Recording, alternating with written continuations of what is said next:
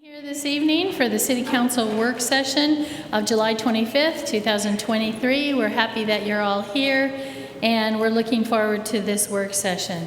At this time, I will ask for a roll call. Councilmember Gettle. Present. Councilmember Learman. Councilmember Manfredi. Here.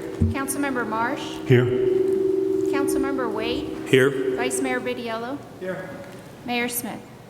Here. Madam Mayor, we have a quorum. Thank you very much. That'll take us to our first agenda item, which is 3.1. The Mayor and City Council shall discuss the rental facility policy. And I think we probably have, do we have a presentation? Okay, perfect. Thank you.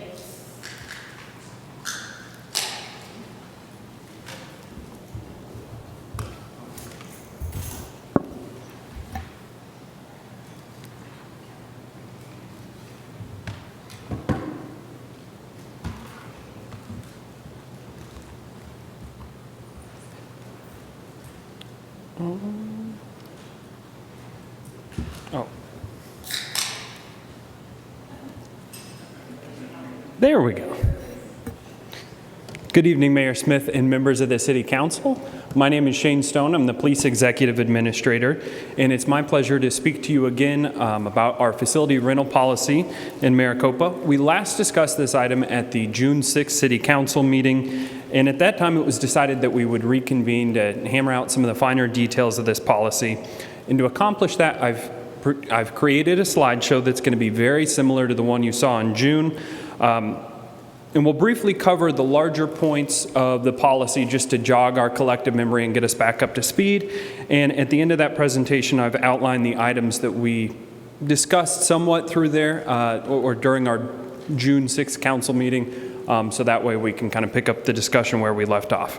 To highlight a couple of points before we get going, first, this is intended to be an iterative policy. So even after what's discussed this evening and what's eventually adopted, it's never an end product. We want to continuously get feedback and look at data that we receive after we implement this policy to make sure it's evolving alongside our organization and our community. And second, the entire policy is in place for situations in which we wouldn't have a contract or an MOU. So some of the larger events or more ongoing things, we likely would have a contract with an organization or an individual, and those can be outside of this policy, but this is really to govern 95% plus of the facility rentals that we do with the more routine rentals. So a major feature of the policy, which we went over last time, is shown here. It suggests discounts for residents and for nonprofit organizations, defined as residents, those that live within the proper city limits, nonprofits, 501c3 organizations, and also proposes a non-resident rate for those outside of the city of 125%. And this is intended to balance out the costs, considering the use of the facilities and the fact that residents and people in the city have already paid to build and maintain these facilities through their regular taxes. Additionally, it was proposed that commercial uses would not be eligible for discounts, and to receive the nonprofit discount, an organization wouldn't be able to charge for entry, and that's one of our discussion items at the end. As well as addressing rental rate structures, the policy outlined some guidelines to be followed. These include some routine things such as respecting all capacities and restrictions communicated by staff, adhering to administrative requirements such as insurance or deposits, clarifying that renters would assume liability both for attendees and for any damages that could be done to the facility, clarifying that they're responsible for hard costs. So those would be additional things such as wanting to rent tables or lights for a facility. And that facility uses would be reasonable, so they wouldn't promote illegal activities, and also that they wouldn't go against the original intent of the facility. We talked about that last time with the example of a dirt bike show in a library room really not being cohesive with the intent of the facility. And then also included in the policy is that violation of policies can result in restrictions of future rental capability, and that was in there to give it some teeth in the rare instance that that might be needed if we have an egregious offender. So you've had some time to ponder this policy since June 6th. And these were some of the items that we discussed last time. And like I said, I just wanted to share these with you to jog our collective memory. So we had discussed whether nonprofits should be able to apply a discount only if their events are open to the public. That was one of our discussion items. Whether those small free spaces should be limited to resident use. So these are those study rooms in the library. And it was brought up that maybe that free use should just be for residents. So that was something we were looking to clarify. Whether the non-resident rate at 125% of the base rate was high enough to appropriately distribute cost burdens. A big intent of this policy is to make sure that that uses that benefit our community and by our community members don't come at a burdensome cost, and that non-resident rate is a way to shift that burden away from residents and nonprofit organizations. And finally, we broadly discussed the impacts on the supply. This policy will impact the supply and demand of event space around the city. So if we provided limitless event space at no cost, obviously there would be no event space that would develop around the city organically in private markets, and that was just something that I think it was Councilmember Manfredi had brought up as wanting to keep in mind as we're talking through this. So a lot to consider, and that highlights the importance of your input and buy-in towards this policy. And it's intended to ultimately be adaptive towards the needs of our evolving organization and our community. And I'll be here throughout the discussion to answer any questions, and most importantly, to receive your feedback and make sure we're implementing that into the policy as it continues to be drafted. Thank you. Thank you very much. City Manager, I want to give you an opportunity to say a few words if you'd like, but not before. Okay, thank you very much. So City Council, I'll turn it over to you. I think the best thing to do, since these were previous discussions that you had in the June 6th meeting, is to walk through these. I will tell you that I was in that meeting, but you couldn't interpret what I was saying. It sounded like some other foreign language. So I do have a couple of comments in regards to some of these that I wasn't able to share at that point. But let's start with the first one. Should nonprofits only be able to apply a discount if their events are open to the public? What are your thoughts after reconsidering, and do you have a direction that you'd like to see the city go in regards to this? This is actually on, let me look real quick. I think it's on the 3rd page. It's section 2.5, or V, Roman numeral V. Anyone like to offer up some ideas? Okay, perfect. Councilmember Gettle. I want to push this up. Okay, I don't want to necessarily blow everything up that we've been thinking about here, but let me just throw a couple of thoughts on the table for us to consider. Mr. Stone presented in his presentation here that one of the reasons for a discounted rate was to be sensitive to the taxpayers who already pay taxes for the facilities now that they're trying to rent. And I totally concur that that's fair. But also, there's a lion's share of city revenue that comes from our businesses through their taxes. And while I'm not totally sure that we need to be picking and choosing there, but if we have businesses that are also paying taxes, why are they not also receiving that same rate discount? The second thought that goes with that first thought is that, typically we like to tax things that we don't necessarily want to promote. Taxes generally decrease that growth. And so if we are being pro-resident, I think that's helpful. But I also feel we should need to be pro-business as well. The same thing would also then apply to our nonprofits. Why are they necessarily getting a better rate than businesses who do pay taxes where the nonprofits don't? If that is the genuine reason why we're changing the rate schedule, whether or not they pay taxes. I am very pro-business. I think we should encourage growth in the city. I'm also very nonprofit focused. I think they bring valuable services to the city. And I also want to be fair to the residents. And so I'm just maybe thinking this basic principle, why should there be a difference in the rates between those three groups. Could it be the same discounted rate across the board? And I'm open for discussion on the outside entities coming in, if they should be paying a higher rate or not. I think that probably is fair, and we can have a good conversation with that. But I think that's kind of where I've settled over the last couple of months since our previous meeting, is that I see that there's great value in simplifying the fee structure, making it fair for everybody in the city, and charging really no more than what the city needs to recover costs. I know another point that Mr. Stone brought up is the supply and demand issue. Well, when the space is rented, the space is rented. I don't think an increase or a decrease in the fee structure is necessarily going to change the demand so much. But I don't think that we need to really worry about that as the city. If it's available, it should be able to be rented. And my feeling is for the same flat fee across the board. So with that, I'll just turn that back over to you, Mayor, and put that on the table for consideration here tonight. Perfect. So if you look at residents, nonprofits, and businesses all the same, then in essence, there's no discount. In essence, there's no discount unless you compare it to the outside city entities that come in. They may pay a higher rate. Yeah, it's really, you have your base rate and then you have non-resident rate. Exactly. Back to where we were. Yeah. Okay. Anyone else? So how would we define a business that is resident? Well, they would have to have their business license, not a license, but their business papers showing that they operate out of the city of Maricopa. So a franchise would work? Yeah. Yeah. I mean, they pay taxes, Microphones. So, I know I'm going to steal this from Henry. Ditto.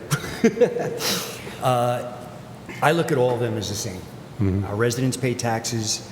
If it's a franchise, if they want to rent a room, again, maybe it's a person who works at that franchise who lives in the city and can prove they're a resident here in the city, that they want to have a quinceañera. Well, why should they pay more? They're already paying city taxes. You know, they already pay taxes in the city. So I'm down the exact same path that Eric's running down, that we can have a higher rate for the non-resident rate and then one base rate. I just think that our people are worthy of the spaces that we have at a lowest possible rate. Of course, if there's other costs involved for tables, chairs, and all that, that's an automatic fee no matter what. But the actual base rate, I feel exactly the same as Eric does, that our residents pay taxes and they live here in the city. Nonprofits, same thing. They live in the city for the most part. Then the question is, what about a nonprofit outside the city? Well, I think outside the city, as long as they're serving the city. Okay. And then, of course, That would be my businesses. Yeah, okay. But then, and then the same thing with businesses. Let's just say a business, I'm just going to hypothetically use, you know, Vince wants to have a Christmas party and he wants to rent a room because he doesn't have enough room in his place.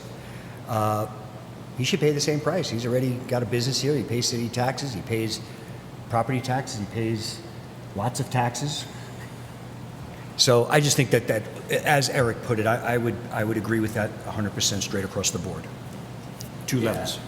Yeah, that makes sense to me. Thank you, Councilmember Marsh. Councilmember Wade?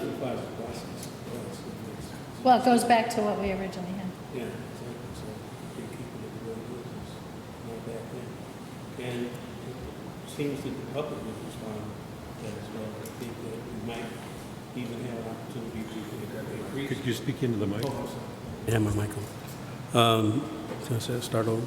So I think that, no, I think that keeping it the same is probably a more efficient way to do it. Okay. Councilmember Manfredi. Yeah, I thought I was going to get off without talking, but we're going to have to, right? For me, it's simple. There's two rates, in my opinion. I don't know if it's the opinion of everybody else. There's two rates. There's a resident rate and a non-resident rate. I like the fact that we put all this together and we put all this thought process into it with a base rate, resident rate, non-resident rate, nonprofit discounted rate, and all that stuff. But to me, it's honestly, there's a resident rate and a non-resident rate. Nonprofits could fall under the resident rate. I don't think there needs to be extra to it. Nonprofits should build into anything that they're planning to do into their fees and fundraising and all of that. As an example, just this past week, I rented the 2 rooms at Redwood A and B, and I think I paid $800 or $900 for 5 hours of time in Redwood A and B, and then a little room across the street. I don't even know what that's called, Pine Room or whatever it is. So I had 3 rooms at the library last Thursday for 5 hours, and it cost me $800 or $900. But yeah, I'm okay with doing 2 rates, resident, non-resident. You're going to fall into one of them, right? And if you're a business and you're a resident, then you get resident rate. If you're a business and you're not a resident, I went into the library when you guys were having the thing over at Copper Sky, because I was running and I thought it was in the library. So I ran to the library, and the city of Globe had something going on in there. So they'd pay non-resident rate. This just makes sense to me. And then if it's something for the city, it's resident rate. Okay, so let me just play devil's advocate. Yeah. And it seems like I may be the only one, but let me put it out there. For me, I actually had in my markups that I buy into the fact that resident and nonprofit probably at least should have the same discounted rate. But the difference that I see between business and nonprofit is the fact that nonprofits aren't out to make money. They're out to service the community in various ways. And I use the example of Al-Anon, who actually doesn't bring in, their community group doesn't bring in any funds except for they pass the pot, and that's all they have to pay for a facility. So having a discounted rate, to me, makes sense for a nonprofit such as that. But really, all nonprofits make no money, whereas a business does. And our residents obviously don't make money other than their jobs. And so I see that if we equalize the residents and the nonprofit discounted rate, I feel that that would give the nonprofits in the community the ability to succeed. And they're serving our community in a huge variety of ways. And so that's where I see the difference. And so, yes, Councilmember Manfredi. To be clear, when I'm looking at these rates, the new ones, here, potential library rates, and I'm looking at it, and currently Redwood A and B, 130 for resident, non-resident, 173. And then on the other side, no, where is it? Yeah, on the other side, it's got the potential. Thanks, whoever's doing that, it's up on the screen. It's got the potential, and it has resident 94, base rate 125, non-resident 156. So prices go up prices go up for no one, right?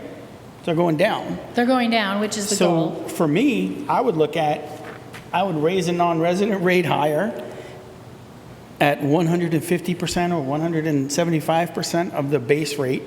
I would raise it at 500% of the base rate if I could. They're not paying taxes here. Our residents are paying taxes. So I would raise the non-resident rate, and I would use the nonprofit rate, the new nonprofit rate, as the resident rate. Agree. That would be my opinion. But right. Rick's going to say, who's paying for that? Yes. My only question is about the business, similar to the mayor. So if a business owner lives here, but their business is somewhere else, or they don't live here, but their business is here, or they don't actually have a bricks and mortar, so they're not paying any property tax at all because they run the business out of their home, or they're a service industry, so they're not paying a different level of taxes. See where I'm going? My suggestion would be business is at the base rate. Yeah, the businesses would be at the regular Base resident rate. rate. If you live here, you live here. So if I'm going to have a... Oh, I see what you're saying. If I'm going to have Yeah. a party for my employees, right? Or if I'm going to have a party for my daughter's quinceañera, or if I'm going to have a job fair, which we had last week. We had a job fair for my business. I'm a resident. I pay my taxes. Everybody, like, whatever. So you should get the I But- guess the but- regular resident rate. I don't think you follow, maybe I didn't Yeah, clarify. I figured out what you were saying after. Yep. Yeah, and part of it too is we have so many businesses, they'll fill up all these spots Right. and leave That's- nothing for the nonprofits That's right. and the others, because all the people that are, hey, I want a group, I'm going to sell insurance, I'm going to sell Avon, I'm going to sell whatever it is, they're going to take all these spaces because, and some will actually give up their bricks and mortar space now because they can do this. So I think you make a very good argument, and I certainly think your argument about nonprofit being the same as resident makes a lot of sense, and I think up and up the non-resident makes a lot of sense. I think the business just needs a little more description because, you know, a Fry's, should they, I mean, they make tens of millions of dollars off this community. Should they not pay something back? Should they get that same benefit? I don't know. I think with Fry's, they would be a non-resident. They're a corporate business, right? Now, if But what if Fry's the manager's a resident? Does it right, qualify? but if the Fry's manager wants to have a celebration of his top 20 employees, that's resident rate, if they live here, or if the manager lives here, right? Because do we actually ask what they're going to do in the room? Yeah, we do. Here's the other thing. Over the course of last year, how many have those happened? How sorry, I many couldn't how hear many you. rooms have been rented fully booked because the difference price would be $81 opposed to $94? Well, I mean- we didn't have this rate structure. We just had flat rates. Yeah, but- last year was 130 for both rooms. Right. Yeah, and so this is already a significant benefit to all our citizens. All I'm saying is I would be cautious on the commercial side, the business side, because we don't keep those records anymore. One time we had 800 in-home businesses who don't pay any property tax on a bricks and mortar building, some of which are service industry, which like CPAs and others who don't pay those level of taxes. Now, are they going to start renting the room once every 2 weeks to have a seminar or teach for the purposes of them making money? So I don't guess- have an answer. I'm just trying to throw out the, Yeah, I think that's a I great was going to question. say, what would be the answer at that point? A third section just for business? Well, it would be the base rate, right? Right. So we'd have the base, the resident, and non-resident. Get rid of the nonprofit.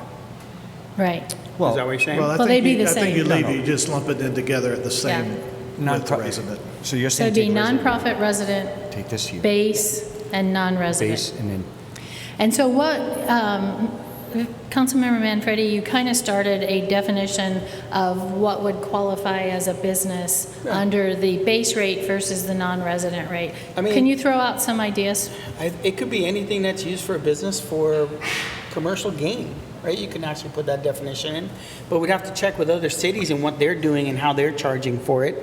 But for me, I mean, with I go back to mine because I have I just did it, right? So I rented the Red Room, A and B, and I think Pine Room. I don't remember what they're all called, but I rented 3 rooms at the library, right? And it was for a job fair. So it's bringing jobs to the city. It's jobs, right? There's no money being made at it. So, but I would be okay paying the business rate. I mean, it's for business, right? But when you look at it, if the city of Maricopa is a business and was having a day planning, what do we call it? Futures? Futures planning. If we're having our futures planning, is that a business use, right? Now I know the city wouldn't pay, but I'm trying to get that, all right? Or if Fry's is having, or here's a better example, Slim Chickens is going to be hiring a bunch of people. And I talked to them, I was say, hey, the library, you could probably rent out a room and do all your interviews in one day, just pop them all out. Because their building's not going to be open yet. And so he's going to go in and take a look and see if that's possible for them. That's business use, right? And I'm okay Yeah, with charging. if- I totally agree, but what's the difference between a business that would get the base rate versus the non-resident rate? You're a business. Yeah. What distinguishes the difference between the two? Profit. To me, Profit? if Not Slim profit, Chicken but is purpose. hosting a Purpose. party for their employees and Slim Chicken's paying the bill, it's a business. If the Right, but manager is is- saying on my ticket, because I'm a resident, I just want to host it for my employees, then it's a resident. Totally agree. But is it because it's Slim Chickens in Maricopa, is it a base rate or a non-resident rate? It's a base rate. Yeah, Okay. base. So what distinguishes a business from the base or a non-resident? That's what we need to define, I The think. difference is, most businesses would pay the base rate, and now residents and nonprofits would pay, I assume you're going with the 35%, right? Yeah, Yeah, 35. nonprofit. They both Yep. pay the 35%, so there'd Yep. be three. Oh, only three Non-residents, for business. base, Oh. and then the 35, which would be residents and nonprofits. And you could say residents' personal use if you really wanted to. Well, we'll have those descriptions in Yeah. the, Okay, so what's been offered up is to combine the resident rate and the nonprofit discount rate to 35%. The base rate, at the base rate used for businesses, well, for anything. pardon me? I don't want to limit it to businesses. There may be other things that fall into. And there may be other things, yeah. The base But it's rate. called the base rate. That's where businesses would fall in. And then the non-resident rate would be for residents that live outside of the city of Maricopa. Yeah, which you want to raise to, But in the example, what we want to, that's the next question, I think. Yeah. But in the example that I think Councilmember Manfredi gave, where Buckeye came Globe. and used, Globe came and used the room, is that a non-resident business rate? Or we just stick with, Non-resident. keep it simple? Non-resident. I think if we try to, That's- I think we have to allow some discretion for staff to look at them on a case-by-case basis, but Okay. generically, 99% of the time, if they're a business that has no association or benefit to the city, they would be a non-resident rate. Okay, perfect. I'm in concurrence with that.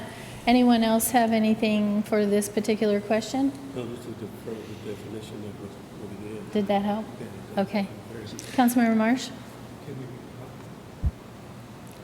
Can we raise the non-resident rate to 150%? That's, I think, an upcoming question. Okay. Okay. Yes, Councilmember Gettle. Yeah, so I'll just continue to stand on my original principle. I'm not sure that I want to disadvantage businesses. You know, the example that Mr. Horst brought up with Fry's, think of the benefit that that corporation brings into our city. How many employees are hired?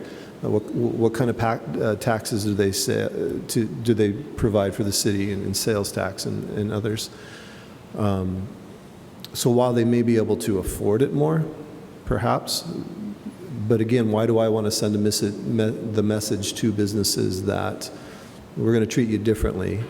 We're going to have you pay more than what our residents are just because you can?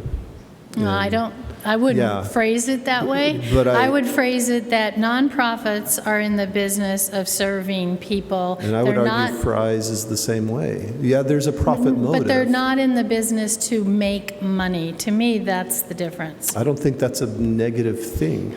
You what? I don't think that being in the business to make money No, I is a don't- negative thing. I don't think so either. So I'm seeing the pay structure as incentives. So if we're going to require a business to pay more, we disincentivize business. We're sending a message to business. But you're also sending a message to Al-Anon. Don't rent any of our rooms because you can't afford them. That's a separate issue, because we've already agreed that the nonprofits and the residents are going to pay the same rate, and I'm very good with that.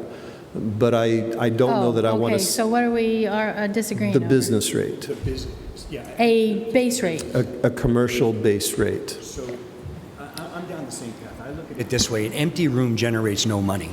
So if I'm able to put even a business to have a small party, whether it's Fry's or whoever, you're generating income for the city because we don't rent these rooms, all these rooms throughout this, Copper Sky, the library. We don't rent them every single day. And I'm looking at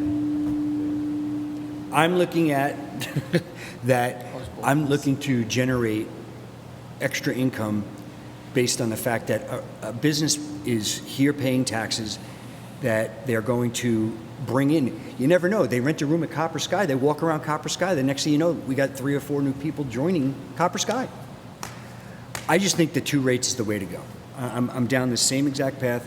The nonprofit discount rate will be for the residents, businesses, and then a non-resident rate outside of the city. I stand down the same path. And Mr. Horst again brought up the point of availability and demand. I concur, that could become an issue. But I think we can also set some policy to the frequency that the same business could occupy that same space. Just as we had already with the nonprofits, they can't already put it on the calendar that every Thursday night for the next 4 months is going to be theirs. We can limit, I think, the commercial use also of these spaces to where it is a little bit more of a level playing field for all of the entities in our city. So again, I'm not hearing a strong reason for me to shift my view that it shouldn't be just across the board, business, nonprofit, residential. I'll make one more argument, and that is in favor of residents. I have heard from 100 to 200 different residents that have tried to reserve a room at the library, tried to reserve a Ramada, tried to reserve various locations that the city has for facilities to be rented, and they just can't afford it. And the same is true for the nonprofit, especially something such as Al-Anon. So I really have a heart for our residents and our nonprofits. I obviously have a heart for our businesses. However, a business makes money and can afford to rent the rooms at the base rate. And so that's my last plea, I guess. Yeah. So now we're at a point where we have to decide what direction to give the city. Yes. I think it's important to note that where it's not an exact science, if you look at the fee schedule, 81, 94, 125, we anticipated a certain percentage of those. So if the base rate goes away, the 81 can't be 81 anymore. It's got to be Exactly. 90 or 87. I don't know Exactly. what that number is. We'd have to recalculate that. So keep that in mind too. And then I just want to mention too that this does not exclude us having contracts for like tournaments and other things that we've talked about, the Friends of the Library, for example, where we would have contracts that would be outside of this. I just wanted to clarify that as well. So that is the first argument that I think is winning me over a little bit, is that if we don't have a base rate that's, let's say for the sake of argument, is a commercial rate, then our resident rate and our nonprofit rate has to be raised to recoup those costs. Now, Exactly. So like admittedly, keeping a base rate for commercial, if that lowers the rates that our residents and nonprofits pay, I think I can go there with you. But again, I just really would think that we could probably work out an equal solution across the board. may I suggest that we go a year, come back, see how many businesses versus nonprofits versus residents, and then you can evaluate from there? I do appreciate that idea, yeah. Do we not already have that data, Rick? Pardon me? Do we not already Based on this have- new rate schedule, we won't have that data because we don't break it out this way right Okay. now. We didn't give any discounts unless it was a waiver in the past, and that was just select groups. All right, thank you. Okay. So I'm going to put out two proposals since we can't vote on things tonight, but we can get a feel for what direction you all would like to head. So proposal number one is that we combine nonprofit and resident rates into one. We have a base rate and we have a non-resident rate. Proposal number two is that we just have a base rate and we have a non-resident rate. So if you could just go down the line and tell me, like, do you like one or two the best? We can get a feel for where we're standing as a council. Let's start with Councilmember Marsh. Okay, Councilmember Wade? I like it first. Okay. Councilmember Guttel? It depends. I didn't have any depends. I in know, it. I know. You sound like an attorney. My favorite is two, as long as we can keep the fee structure steeply discounted for the resident and nonprofit. If that can't happen, then like I said with Mr. Horst here, I'm comfortable with number one. Okay. For the Councilmember lower rate. Manfredi? Yeah, mine would be two, and just having two columns. I'm sorry. Mine would be 2 and having just the 2 columns, but I'm okay with 3 in the 3 columns. I want the non-resident rate to go up a We'll lot get there. more than what it currently is. The base rate can be that, but then the difference would be between the nonprofit and the resident rate. So I'm okay with 1, but just with the 3 columns. Okay, thank you. Vice Mayor? 1. Number 1. And my vote would be for number 1 as well. Not a vote, it's not a vote. My choice. Okay, so does that give enough direction? You said 3. Perfect, on that item. Okay. Number 1 was 3. The second question is, should small free spaces be limited to resident use? Who has an opinion on this? Councilmember Wade? Standard and non-resident. 3 columns. I'm strongly in support of that being an area for residents without having to worry about any competition from non-residents or from Okay. from profit. Okay, Councilmember Marsh?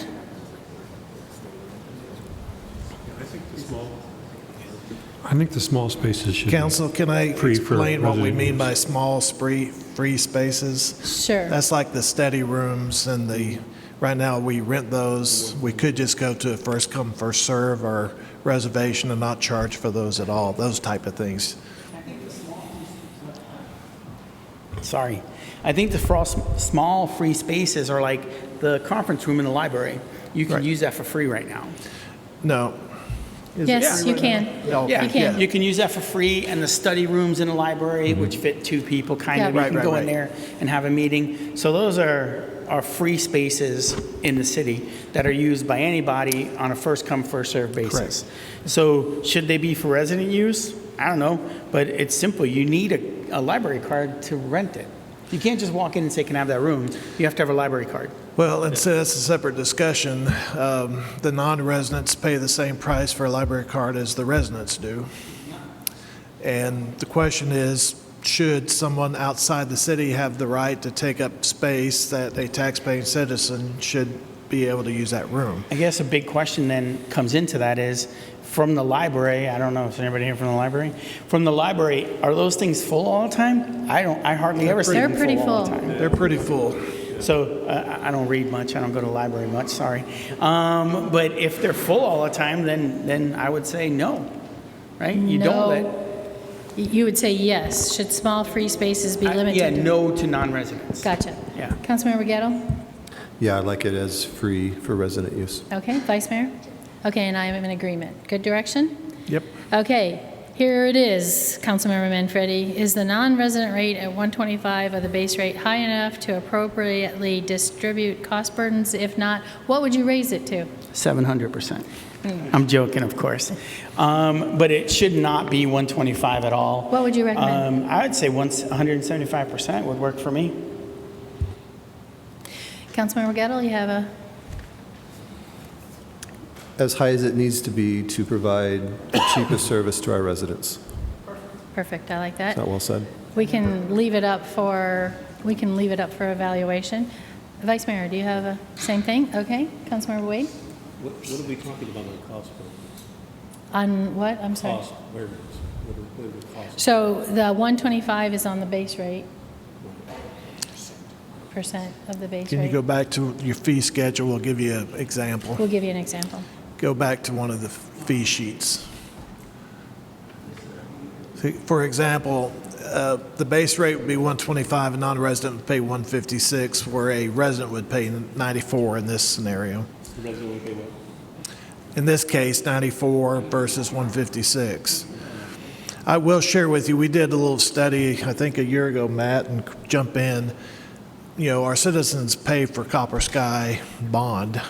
Our non-residents don't. There is a non-resident fee for membership at Copper Sky, but in essence, the citizens are subsidizing to what number? Do you remember the number? But it's a significant number for non-residents to use the facility. Yet they pay a little bit more, but they're actually paying less than our citizens in totality when you account for what they're paying in their taxes on the secondary tax. Okay, well, we got to fix that. So I would recommend that you allow us to go back and recalculate that number, and whatever that is Perfect. becomes the number that we charge. Perfect. And I'll be honest too, you know, as we continue to grow, the spaces will become more and more. I would rather cut out the non-residents and create more capacity for new growth Yes. than keep building Yes. prematurely Totally when agree. we don't have to. Councilmember Marsh, are you in agreement to allow the staff to go back and calculate what that rate should be? Yes. Okay, I think we're in agreement on that then? Direction given? Okay, last question. Impacts on the supply and demand of events and space around the city. I completely agree with Councilmember Gettle. In fact, if you look at policy 1AI, I feel like, and you guys discussed this a little bit, but it was hard for me to hear you as it was for you to hear me. So I'm not sure how to actually interpret this, but it goes along the same lines of what Councilmember Gettle was talking about. Generally, let's see, rent shall generally be made available to book 6 months in advance of any potential booking date, unless you're booking a recurring basis, and then in that case, the facility shall be made available to be booked 1 month in advance of any potential booking. Am I reading that correctly? So if you're recurring, all you can do is 1 month at a time? There we go.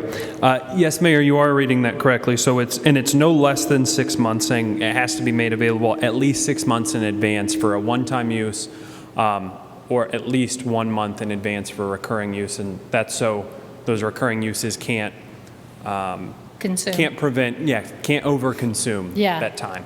So now that I understand that, I would like to open up for discussion that we at least move that to 2 months in advance, but I would also like to combine the conversation with section 2A, Roman numeral 5. Let me think, do I want to combine that? Hold on one second. No, it's up above where it talks about not used more than once per week, and that goes along with, so that is I. That goes along with what you were saying. So are you comfortable with a recurring, being able to do once a week rental? Who is doing the renting? Nonprofit, resident, business? Either. Yeah. Well, let's use your Al-Anon example here. For example, they meet frequently throughout the week. Good. Should we limit comment. them to once a week? Good comment. So Yeah. I would like to maybe even see some larger discretion on staff's part to be able to say, okay, this is being abused, so we are going to limit. But I believe that I'm a little uncomfortable saying that you can only use it once a week, and I'm trying to find out how to articulate that. But I could see reasons why you would want to limit it, for sure. But there are groups that need frequent access to rooms and facilities, and I would hate to limit their ability to bring services to our city because there's simply no space for them throughout the week. Yeah. In regards to something we keep continuing to use in Al-Anon, it's a great example. And you're right, they meet frequently for the right reason, right? But what I've known groups like that to do is to put all of their meetings 1 hour after another. And so then they take one day and... That's a blatant use of... If they rented a room for 3 hours to have 3 Vice meetings? Mayor, let's get you on the mic. so No, we can 3 hear you. hours for 3 meetings is all I'm just using that as an example. I just don't want them to book hour after hour. Oh, right. So that's Right. we could Okay, Mayor, yes. one of the things we have to think through is we have a lot of faith-based organizations who would much rather pay this really cheap rate for their weekly meetings or bi-weekly meetings rather than a building fund to build a church. And of course, those reoccurring are the ones that tie up the space Right. for others to use. Right. So that's what we're trying to protect against. Yes. We're all right helping people, but we don't this become their solution, because if you look at the number of faith-based organizations in our community who actually own a facility versus lease a facility, it's a lot more that are leasing. And we have to just be careful that they don't consume all of the space, that there's nothing left for others to use. And that's our concern about the reoccurring. And having 1 month at a time. One month Yeah. of, And Mayor, okay. if I may make a Yes. comment to that point, I agree that that could be the concern. On the flip side, if I am running a nonprofit, the death knell of a nonprofit is inconsistency. If you can't be in the same spot at the same time, at the same location, during the same day of the week, it's very difficult to function. So in this case where maybe it's a religious organization that they want to be consistent, they want to be in that room consistently, having only that 1 month window of scheduling makes it a little difficult for them I and agree. would discourage the use of that facility for that purpose.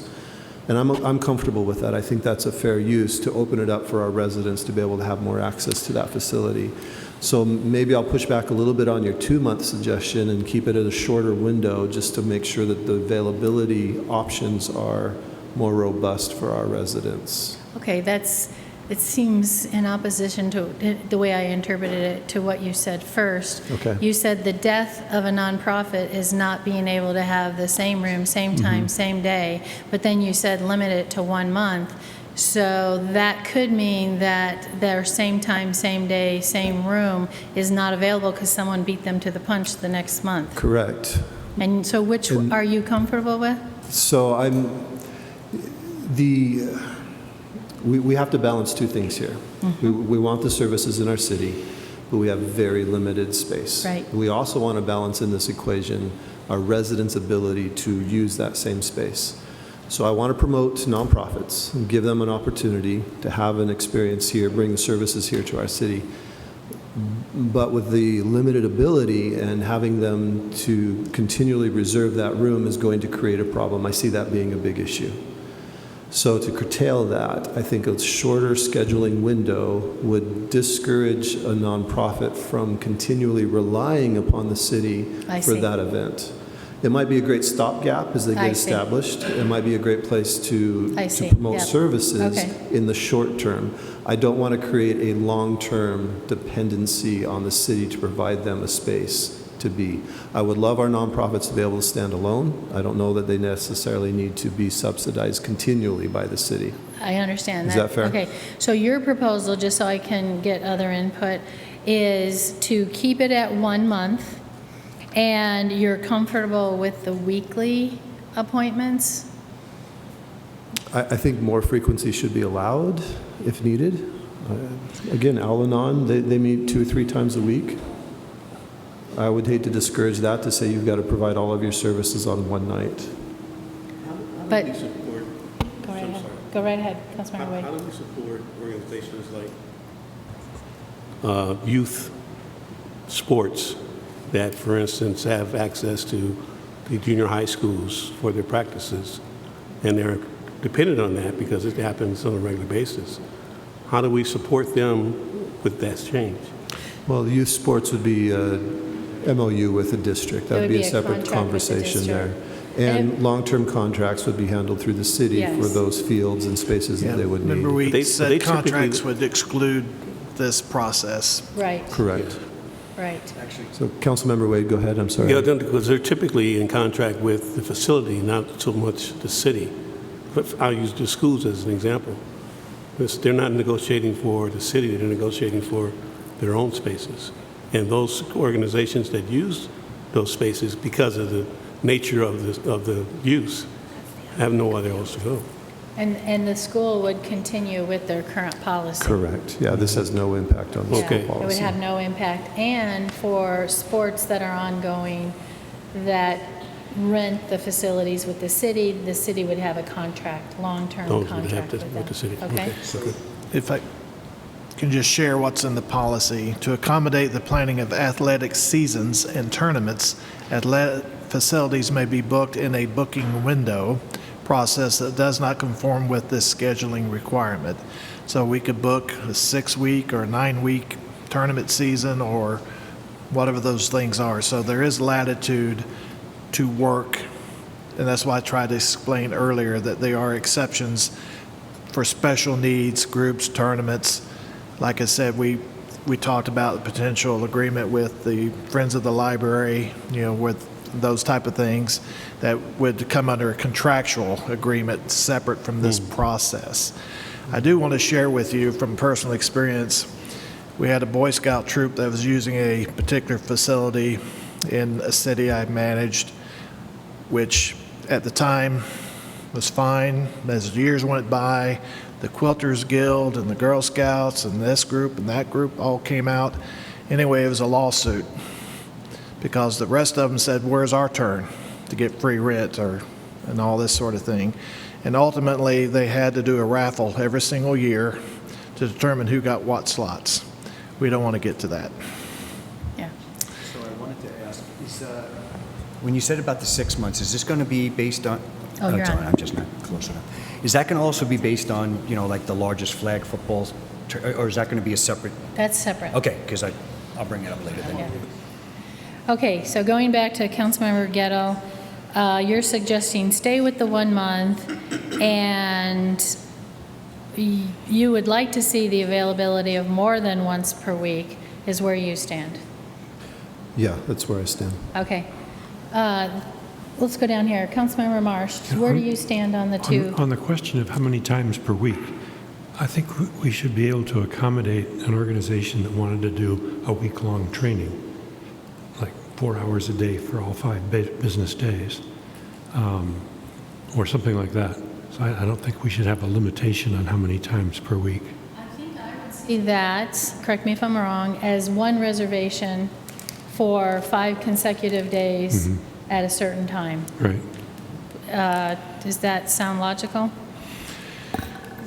Mayor, that does sound logical. That's not the way the policy would be written right now, where it says the discount can only be used once in a week. But that's something we could. But we're not talking discount, right? We're talking facilities Right. in general. And Are if we, because it's labeled facility rentals, the whole policy. Right. So, okay. So, yes, but so right now it says a discount could only be used once in a week time other than for an athletic use. Oh, yeah, you're right. Discounted rate. Yep. Okay. And my assumption would be if we're moving towards, with whether it be the 2 levels or the 3 levels, right, that would be the lower levels. However, we could shift that certainly to accommodate whether we wanted to do one rental across multiple days. We could make that accommodation. We could accommodate multiple uses in a week. However we want to approach that, we could meld it with the rest of the policy. Yeah, but regardless, if they were renting it for 4 days for a training on Excel or whatever the heck it is, they're doing a training, that would be not the discounted rate anyway. That's That would be true. the standard rate. That's So true. Good point. currently, under the process we currently have, they could do that. That's good. Good point. But Yeah, I missed the there word could always discounted. be- You're right. There can always be the people that want to take advantage of us, and you try and legislate everything, we're going to fail somewhere, right? But we're also going to restrict badly on people who are not trying to take advantage, but are just trying to use it Consume. for 4 days, and that's probably the only 4 days of the year they're going to use. You know what I mean? So that's different than, say, a church that wants to take Redwood A every Sunday for the next year, right? You don't want that to happen, right? Because that's not the correct use of it. Not the correct use, but not a good use of it, because you want to have it available for others. So there's going to have to be discretion at the staff level to say, well, calm down there, and figure that out. The problem is, whatever that discretion is has to be kind of level. So we'd have to look at that, because if you turn away a church, but then you let somebody else use it every Sunday, then you're in trouble. So we just have to make sure that we're looking at it, and it's a fair process. But there's going to be exceptions, because there Right. has to be. You know, every rule has exceptions to Right. it. That's why it's a good idea to get this in place and study it a year from now. So Councilmember Manfredi, so are you okay with 1 month in advance and once per week? Yeah, the problem with that is, This is for the discounted rate? yeah, whatever rate, the rates don't matter at that point, right? So, but if you say once a week, a month in advance, then technically, if you run a church and you come in on the first of the month every month, you can get the whole every Sunday of that month if nobody else booked it, right? So that, But everybody could do that, right? every church could do that. Well, yeah. We can have every room booked on Every Sundays. resident could do that, right? Well, they could, Every- but residents usually are not going to have something every Sunday, right? Yeah. Residents want to book it for a party, for something they're doing, right? Some event they're having. So they're not going to think a month, maybe a month or 6 months in advance to do it. But a month in advance works for me. And then If we see a for problem. me, more than once a month, once a week works for me for the residential rate. But when you're talking about the corporate rate, which would be the churches, I would assume? I don't even know. We'd have to figure out where they fall in there, but probably the residential rate, I guess, or the church rate, I don't know. I just want to make sure, that we're not trying to say it the nicest way possible. But I want to make sure that we're not running somebody's business for them and giving them a place to be. Agree. And it's the same discussion I've had with folks with food trucks where they're like, why can't the city give them a spot? Well, because then I have to give a spot to the people selling the metal structures and the spot to the cat condominiums and a spot to everybody that wants to sell their wares. Agree. Right? So I just don't want us to be in the place where we are basically propping up a business and giving them preferential treatment over the people who are paying the schools or building their own church or whatever it is, right? Right. You just got to be careful. So it's the word slippery slope It's comes in balance again. and slippery slope. So yeah. there's balance. So And we more Yeah. than likely will have to make changes in a year from now. yeah, so try it, see what happens. Okay. Vice Mayor, are you okay with 1 month and once a week? Okay. Councilmember Wade? Yes. Councilmember Marsh? Yes. Okay. Direction on that one? Completed. I'm sorry, I have just a couple questions that I wasn't able to get in on that June 6th meeting. So regarding how far in advance you can reserve a one-time use, I would like to have some discussion on how you feel about, well, I would use the example of a nonprofit fundraiser, or I think that's the best example, where they want to plan this fundraiser 6 months in advance, may not be enough time. Is there an opportunity for one-year use for a fundraiser for nonprofits? I would even suggest we open it up even bigger than that. Anybody should, for a one-time use, be able to schedule at least a year out. A year out? A wedding, reception, whatever it is, I think that should be offerable. Yeah. Councilmember Manfredi, what did you say? Yeah, I mean, you mentioned the nonprofit, which does Yeah. make sense, but a wedding. A wedding. You know, you have to plan that 9 Yeah. months, a year in Good advance.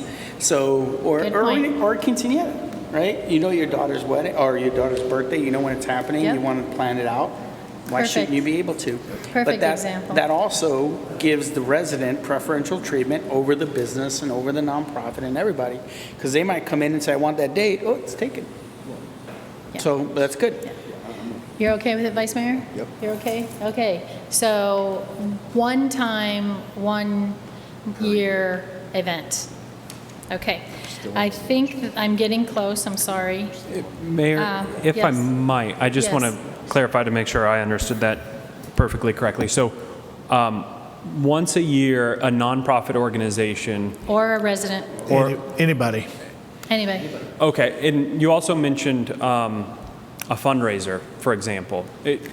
We had the discussion on should nonprofits be able to apply a discount if they're not open to the public?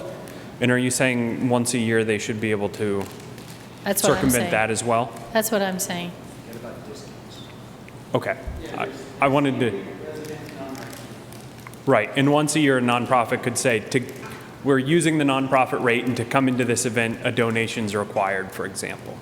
If it's Well, that. that's what I was saying. How do the rest of you feel? Right. Okay. Okay. Yes, that's what we're saying. Thank you. All right. So let me see one last thing. Oh, that takes care of that. I think we took care of it all. All right. Anything else before we close the door on this agenda item? Just my Yes, go ahead, Eric. Just my heartfelt gratitude for the hard work that's been thought about in this. I think we're showing our residents that we've heard, we really want to make sure that these are more available, these spaces. So thank you to staff. Very good. Councilmember Manfredi? Yep. Thanks to staff for putting it all together. Yep. And I've been asking residents like crazy for their feedback, and sadly, I don't get much. But the feedback that I did get back, I think we covered most of it. One of the things I was thinking about, and I actually talked to Rich about it, and he mentioned it too, is the ramadas and stuff outside. How does this impact that kind of stuff? Because we talked about this, right? So this is the community center. Well, sorry, the community center. We talked about the library and Copper Sky, right? But when you talk about those outdoor stuff, the ramadas and the other stuff, how are the rates going to go into that? I think the same way. Is that how you all We're good with are? that. The same way, and if there is no reservation, then it's open for first come, first serve. Yeah, perfect. At no cost. Well, but then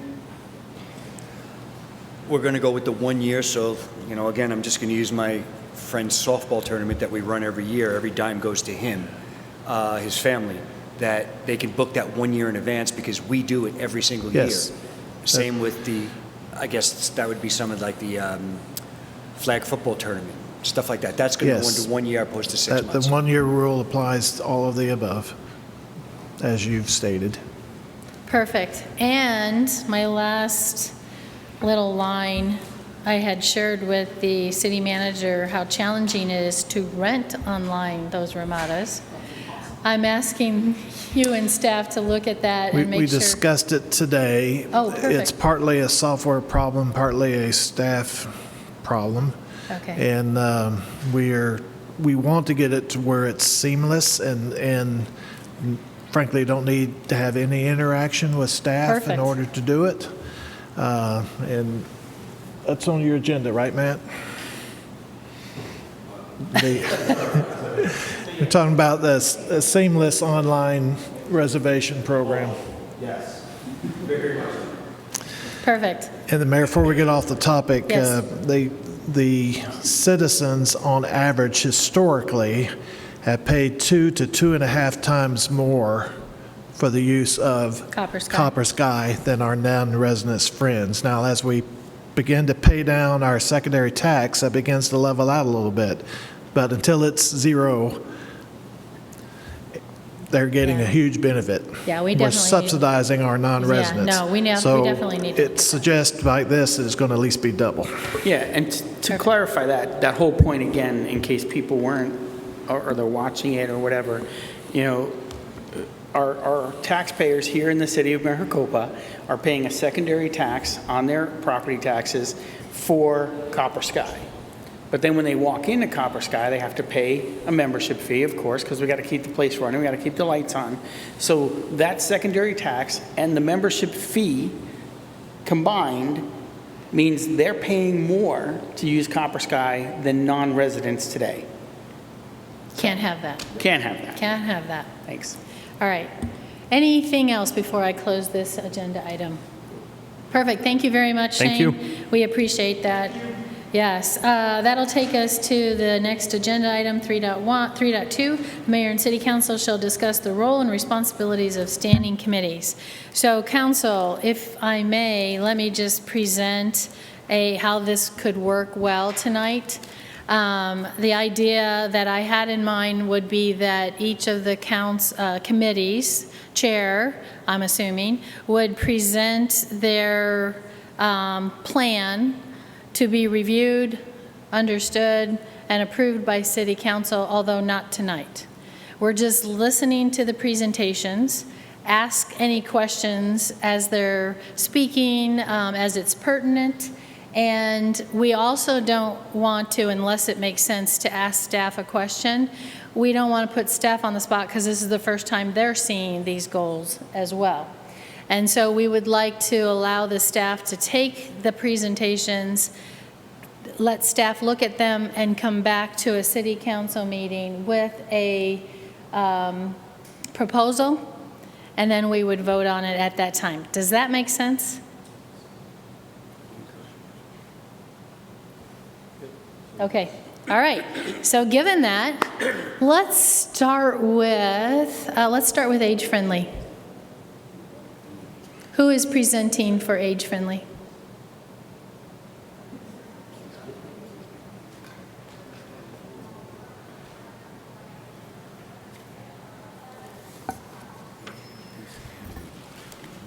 I'm Elizabeth Howell, and I'm the chair of the Age-Friendly Committee, but I don't have anything to present. We were not advised that we would be doing a presentation in this meeting.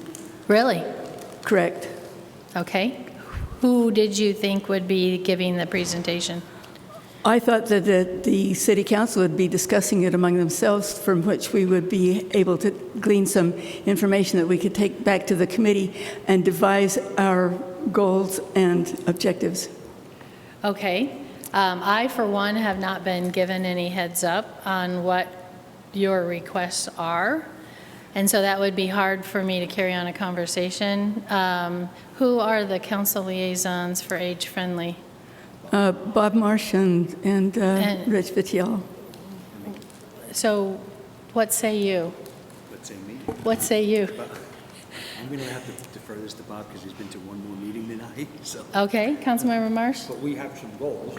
Yeah, in the last age-friendly committee meeting, we did discuss the 4 events per year that Age-Friendly wants to manage Okay. and have input into with staff assistance. And Ron Smith is putting together a summary of that meeting, and I think he could present that now. Okay, that'd be great. Okay. I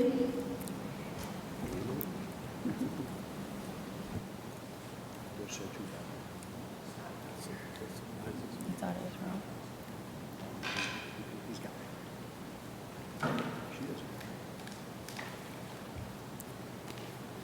Madam Mayor, council members, ours went in the form of minutes, which we forwarded to our liaison. Don't know if they've had a chance to see those, but I have a copy here, and I can address that. There were 3 items on our agenda that dealt with the basic events that we have been dealing with over years. There was the Expo, Senior Expo. We had a shred-a-thon, and we talked about Lunch and Learn, our role in finding topics and speakers and how to evolve that a little further.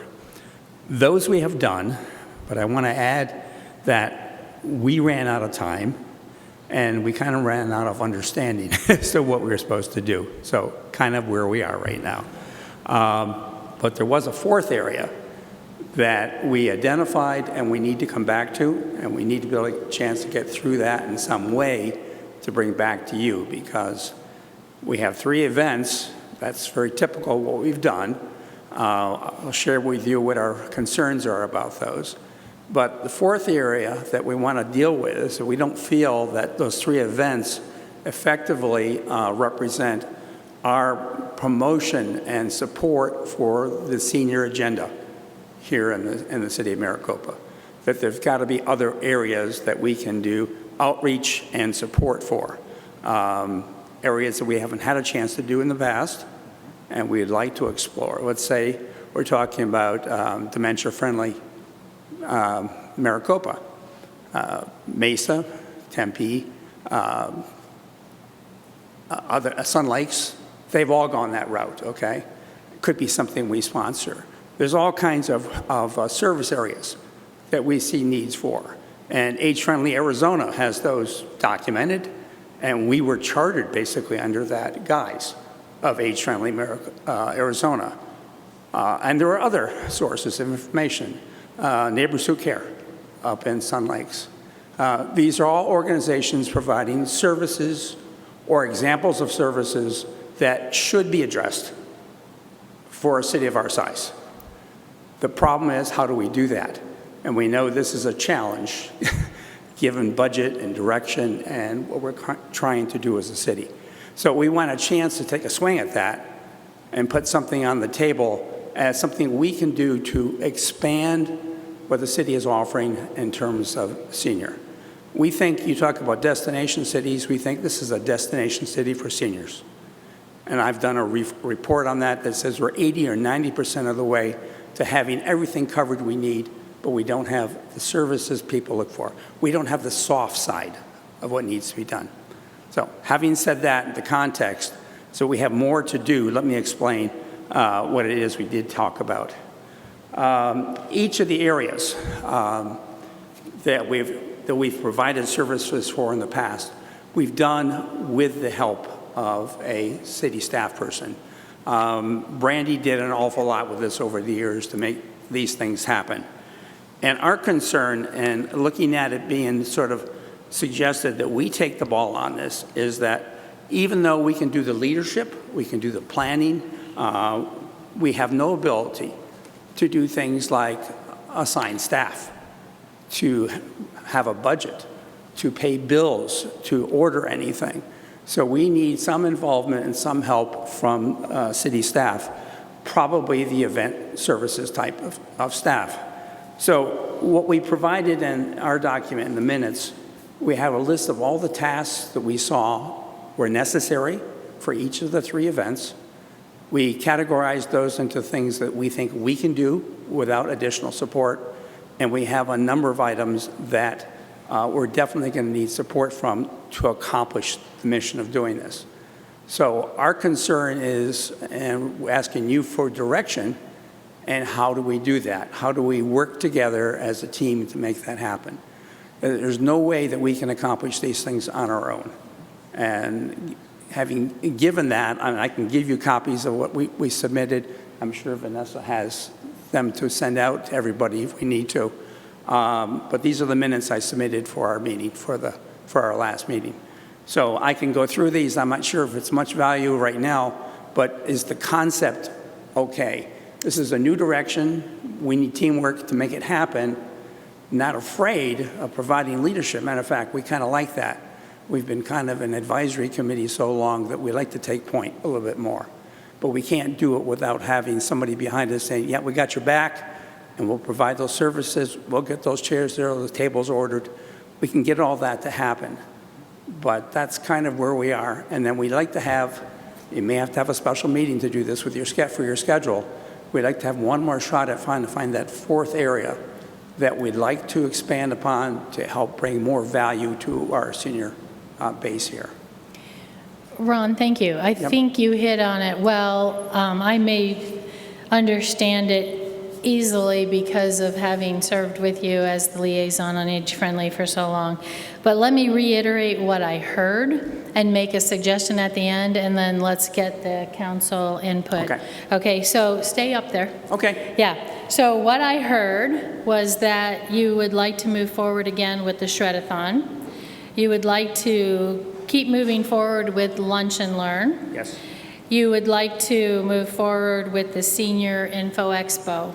Correct. And for all 3 of those, you've defined, and knowing you, it's probably in pretty good detail, where you need help from the staff and what you feel that the committee can do to help. Yes, I think it's probably 90-95% complete on tasks. Perfect. Yeah. And so my one suggestion would be that you add a 4th element if you feel that the committee can do this all by themselves, which I think you can. And your 4th element would be to explore the other age-friendly programs to determine by the end of the year, or actually a little bit before, right? Because you're going to be coming and doing this again for the Futures meeting in January, to determine what additional programs you would like to see and suggest. So your 4th would be just to spend time researching, exploring. You could have an agenda item that allows everyone to share, well, this is what I found this week. That would be my suggestion. Don't even respond yet. Wait till we see what the rest of the council members have to say. Yes. Forgive me, City Mayor, Manager? if I'm jumping ahead, but if we can get a copy of this document he has, and don't wait on the 4th, get the 3 to us, then we recognize that there'll be some need for logistical help, but we want to see what you think we need to do, and then we want to provide that input to the council. So we need a copy of that Two clean copies document. there I'll give you right now. Okay, thank Yeah. you. I totally agree. And I think you guys have done a wonderful job, especially since you laid out what we think we can do and what we think we need staff help with. So that's perfect. It gives the staff the opportunity to look at it and bring back that proposal at the end. But you like the idea of the fourth goal being and you feel like the committee can do that themselves for the most Yes, part? can we have some guidelines on time frame?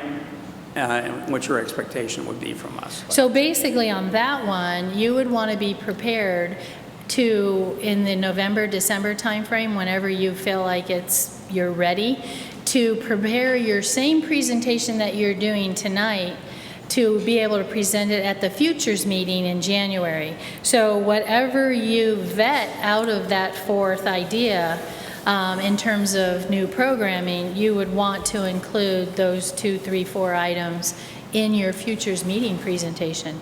Yes. And we would go through this all again, only we'd have a whole year to work on it instead of now 6 months. But, okay, does that help? It helps a great deal. I think the fourth area is the area of most value to the futures meeting, to be honest Perfect. with you. Perfect. And that gives us enough time Perfect. to prepare it properly. Perfect. Mayor? So let me get other Mayor, input. Yes. Can I add a little more Yes, clarification? So we as a staff do our planning in late October, November. So we're probably going to push you to get it to us by that time Oh, frame, so we okay. have a chance to evaluate what we can support so Okay. that we can present your plan and our plan to the council. But we will send letters out to all 3 of the committees. So, but plan on a late October timeframe. Thanks for Realize it's that. a little tight, Yep. but it'd be helpful for us to have it at our staff level planning session so we can incorporate our thoughts as we move forward, if that's Perfect. okay. Perfect, yes. Councilmember Marsh. Yeah, I think in the last age-friendly meeting, we also discussed the senior prom Yes. as an event to, for us to be advisory to. Is that listed in your list? It's in the minutes. Those are of items to be considered. Right. Yes. And Okay, this items to be considered. We want to be clear when we give this data to the staff, what we're asking them to look at. Is it Yes. yes, the Yes. senior prom is That's- one additional element? yes. Yeah. Right. Okay, if you, There were many suggested inadequate time to explore them and to properly prepare them for staff. We need some time. Well, I think we're clear on the 3. yes, So let's get those to us now. Yep. And then you can take your next meeting or 2 to Yep. hone in the number 4 or 5, whatever it is. okay, And May I Ron, ask a question? yes. Would there be any further interaction once we submit that to you for clarification, or are you just going to take that? If we and need run with it? clarification, we will. If it's Okay. very clear what you're asking of us, then not necessary. But if it's something we feel we can do adequately and not create an issue for us, then we're going to tell the council we're good. Or we're going to say we're good with everything except this, Right. whatever it is. Right. We'll try to bring it to you that way. And Mayor, may I, to that point, Yes, I believe that council also needs to serve in that filtering a little Yes. bit, that it really should be presented to the liaisons first before it ever goes to staff. yes, Good So point. that we can have a chance to weigh in on this. Well, this falls outside of the city's mission. It's not necessarily something we need to present today. And so we can kind of clarify a lot of that work for Rick. I believe that would be helpful. okay, what specifically? I'm a little confused, because he has a document that you guys received, and so you're aware of what's in it. Is that what you're speaking of, or As is the there some? liaison. So necessarily, I wouldn't need to be involved with Age Friendly's decisions on where they're going. But the council liaison should be a part of that conversation before it ever gets to Rick, is what I'm trying to say. So for Which you example, the senior prom. Yes, That might be something that the committee discusses, brings great value to the city. The council liaison could second that, and then we can submit that to Rick. Just Okay. that extra step of having okay. a check and balance Perfect. there. I actually assumed that that's what occurred. Yeah, it Yes. sounded For like the this. conversation, it was going to go directly from Age Friendly to staff. No. And I want to make sure it goes through the city council. We're anticipating the first. same kind of meeting we had for the last meeting, where we had both liaisons there, and we were able to discuss these and help provide guidance for us in terms of direction. Okay, Perfect. Vice Mayor, you, So we actually did accomplish getting a dates. Those are very important to lock down the dates for Shredathon. We did lock down the dates with us, Yes. Shredathon and the Senior Expo. Expo. We actually locked down dates. Then the prom, we kind of discussed, just briefly, that we would try to do it, did you say in May? Yeah, it was in May.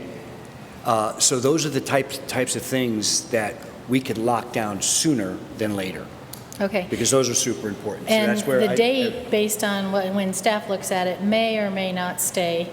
It may need to change. if there's not available, Right, yes. there's yes. all kinds of things. But that's where So we're at. given that, you feel like for the prom, that you and Councilmember Marsh left in agreement to have the full city council look at? Oh, yeah. Okay, Yes. perfect. Yes. So you have 5 goals then? Yeah. 5 events. 5 And we did. Well, it's a matter of how much scope we can cover. Right. Our and plate we'll- will be full with the first 3. Exactly. We're looking for a very good 4th one, and it might be broad enough to encompass things like Okay. the prom. Yeah. Perfect. So I want to, you basically just said exactly what I was going to say. So when these 5 elements are given to staff, they'll bring a proposal back, and we might get all of it, we might get some of it. Hopefully, we wouldn't get none of it, but, No, you'll but get- anyway, just to make sure that that's clear. You'll get a rich proposal. Okay, perfect. Any other council members? So we have 5 elements. I just want to make sure you all are comfortable with all 5 elements moving on to staff. And that is senior prom, shredathon, lunch and learn, senior info expo, and exploring other age-friendly programs for future incorporation. Does anyone have any questions? Councilmember Manfredi? Sometimes we have to be careful in what's called government creep. Yes. And the government or us getting involved in too many things. Yes. Something like a senior prom, is that a government function or is that a church function? Is that the Moose function? Is that the Or Rotary does it come out of the Club? community center? It's from a the community city? center. Or is it community center? So when I look at it, we have to be careful, and the word slippery slope comes up, is that when we start managing every event, because we need staff to do it, that each of our committees wants to do, then our staff is just doing committee events for forever. Instead of working on their own thing that they're supposed to be working on, they're working on everybody else's things. Yeah. And, ideally, you want to have a ton of things happening, ideally. But we don't live in an ideal world. So we have to make sure we temper expectations that every event that our committees want to put on becomes a city event. And it could be nice to ship them off to the Rotary Club, or I don't know if the Rotary's still here or whatever it is. The Moose Lodge just opened up and they have 100 members, right? Maybe they want to do the senior thing and not the senior expo or whatever, but the prom. So we have to look at, there has to be partnerships in the private sector, and that's the nonprofits and private sector that could probably do it better than us if given an opportunity to. So we have to look at some of that stuff. And that counts the Art Council, as well as the seniors, as well as Parks and Rec and everything. And we'll accept P&Z. We can't outsource that. Sorry, guys, ladies. You're going to have to keep doing those. But I think there's a lot of stuff that we can look at. And instead of just saying, okay, city, and sucking it all in as a city stuff, we can filter it out to the private sector. We built a community foundation, I think, for a reason. And that community foundation can be a source and a place where that stuff can land in and then get pushed out to private communities, community nonprofits. That was the whole point of it. Yeah, I completely agree with you, but I think the hard decision comes when we know what the cost is, right, when it comes back. Yep, and we're going to have to make hard decisions, absolutely. Councilmember Gallo, you had your hand up. Yeah, if I could. So I think it's helpful to maybe put 2 clarifying principles in place here. So number one, I do not believe that it is necessarily the role of our committees to invent events that we can sponsor, and I concur with Councilmember Manfredi's statement on that.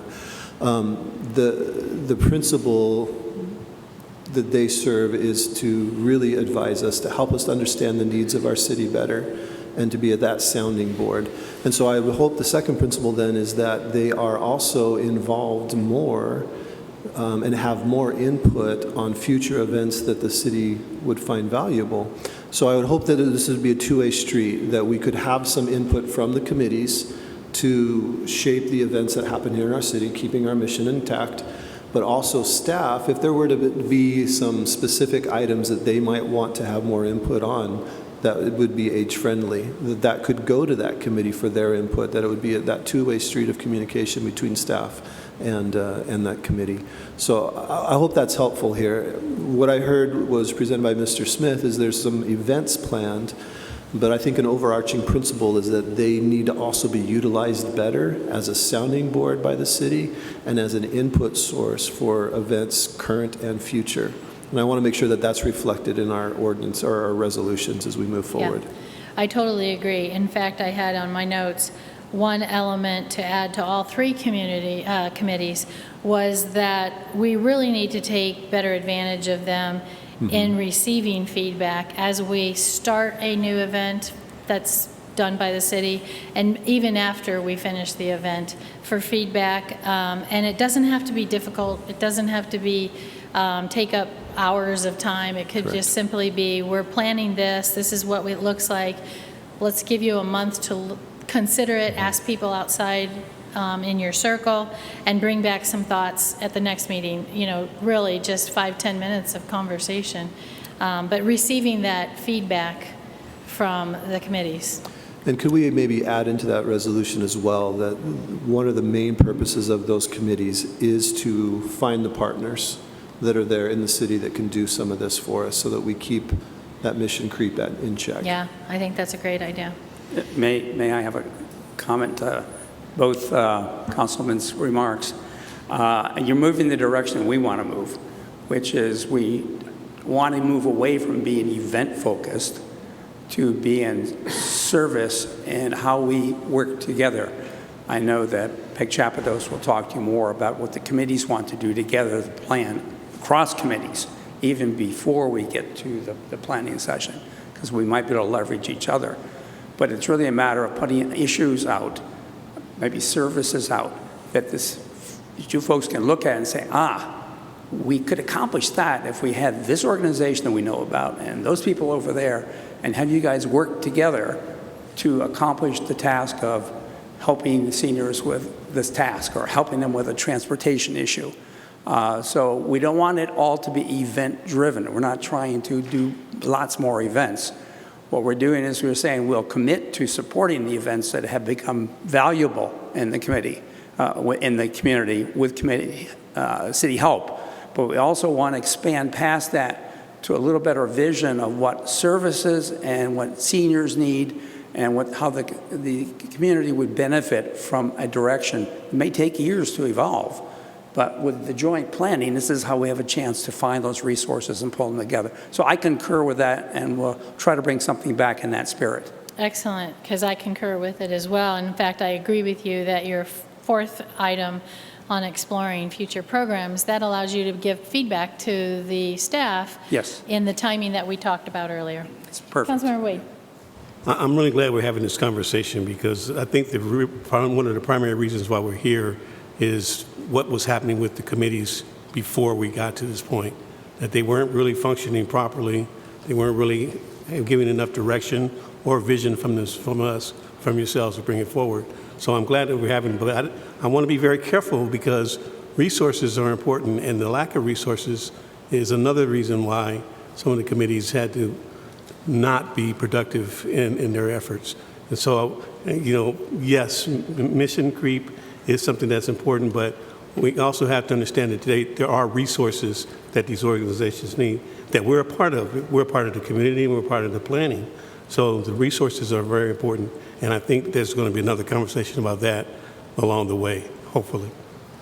I was professionally a planner, so I understand what you're saying about I think creativity and collaboration are what we're looking for to find answers to needs. Right. Perfect. Thank you, Ron. Any additional comments? Thank you, Ron. That Thank helps you. a lot. We Appreciate the that. opportunity. Absolutely. Thanks for your time. Let's go next to Cultural Affairs and Arts Committee.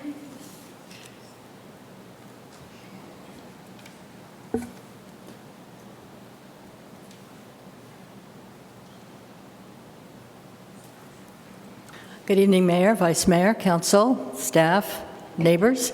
Peg Chapados, I'm currently the chair of the Cultural Affairs and Arts Committee. We have had some very, very productive meetings in the last 2 months, and I'm pleased to present to you our final approved mission, vision, and goals this evening. So, after reviewing what was presented at the Futures Planning Session back in February and additional discussion, we recommend and we have approved the following mission: to recognize, foster appreciation for, and increase awareness of all art forms and culture in the city of Maricopa. We approved that formally at our meeting on July 20th. We have several vision statements, and in keeping with Council's direction and previous discussions, we wanted to make these kind of specifically vague, if that makes any sense. But also to give us room to adjust as we evolve, as new things happen, as new opportunities present themselves. Our first one is to produce a promotional piece about the committee for publication. This stems from previously we had a publication that talked about what the city committees were, our purposes, and what they do.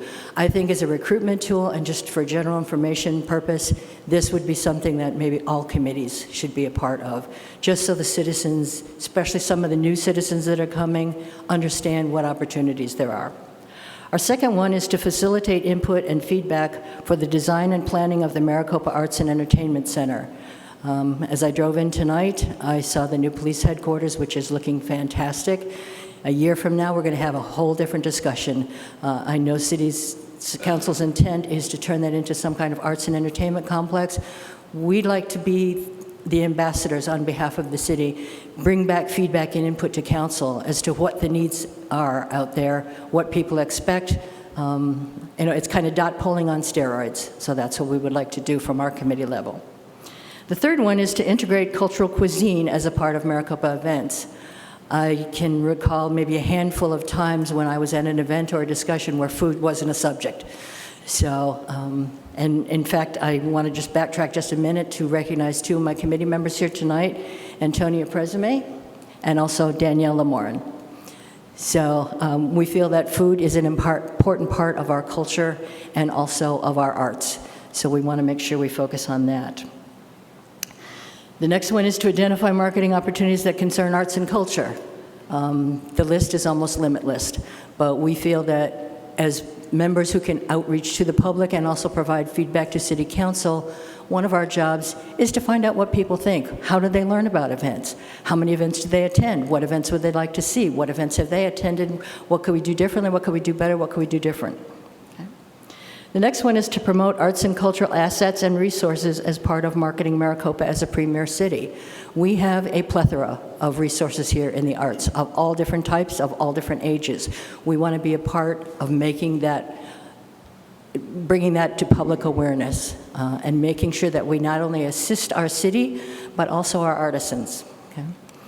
The next one is to provide feedback and/or suggestions on all design guidelines, revisions impacting the visual aesthetics of Maricopa. I've personally, and I know several other people who have participated in the past with revisions to design guidelines and that kind of thing. The design of the overpass, landscaping, those types of things, we want to be able to provide, with your direction, what would people like to see? One of the biggest projects I can think of that we collectively helped come to fruition is the M at the beginning of the city. We fought long and hard with that, and it was a project worth fighting for and worth bringing. So those are the types of things that we want to be involved with going forward. The next one is to provide input and critique on all city-sponsored events that include art and culture. I heard you guys just mention that. I think it's important that if we're going to be the extension of you for arts and cultural aspects in the city of Maricopa, that we give time in our meetings for that 5 or 10 minute critique on what did we like, what did we not like, what needs to be changed, what can we do differently. In the past couple of years, we've added some very, very good events to our city repertoire. Copa Cultural is one that's near and dear to my heart, and all the groups that I'm involved with have mentioned that one. Maricopa, the Great American Fourth, things like that. So I think it's important to keep that feedback present. Okay? The next one is to collaborate with residents, nonprofits, and other groups to garner and hear public input about Maricopa's arts and cultural assets, resources, wants, and needs. One of the things that we're talking about with several groups that I'm affiliated with, also with our committee, we don't know who's out there.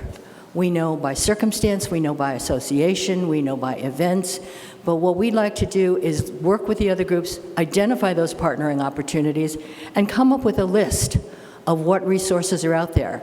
Another purpose is for economics. There's a lot of people that say, do you know anybody who does X? In fact, I just had a conversation with somebody today who's involved with this organization in the city that wanted to commission a sculptor. Do I know anybody that does that? No, but I know people who know people.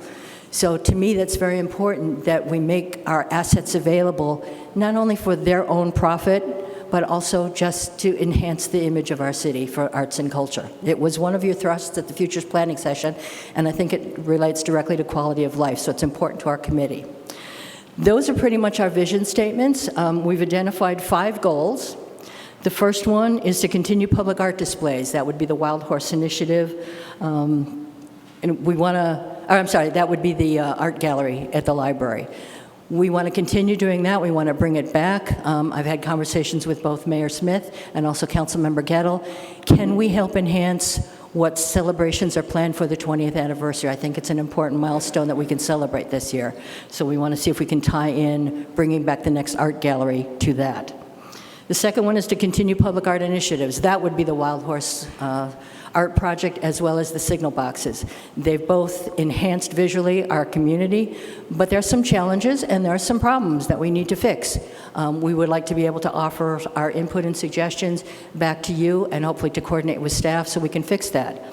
The next one is to facilitate an annual joint committee brainstorming session prior to the annual futures planning session. This was my idea. That's what Ron Smith just referred to. I think it's important that the committees know what each other is doing.